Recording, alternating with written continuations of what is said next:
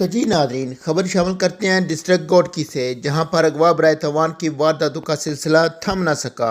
पूरे ज़िले से अब तक 25 से ज़्यादा लोग अगवा हो चुके हैं। अगवा होने वालों में कमसन बच्चे भी मौजूद हैं। मगवियों की बादियाबी और इलाके में अमन अमान के लिए SSP ऑफिस के सामने सियासी और समाजी और वकला तंजीमों समेत वर्षा का सख्त एहतजाज।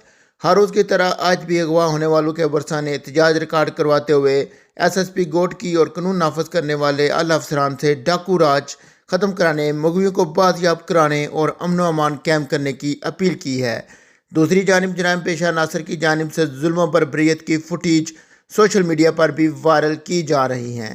एक माह के अंदर 20 से ज़्यादा लोगों को अगवा किया गया है, जिसमें हिंदू मुस्लिम कमसन बच्चे भी शामिल हैं, मगर SSP गोडकी की जानिब से ताहाल कोई ऐसा कारनामा सर अंजाम नहीं दिया जिससे अमन अमान और तहफ़्फ़ुज़ बरकरार रखने की उम्मीद की जाए। एहतजाज में शरीक होने वालों का कहना था कि जब तक मुगवी अपने घरों तक नहीं पहुँचते तब तक एहतजाज जारी रहेगा। रिपोर्ट फरमान अली शमा न्यूज़ गोडकी सिंध।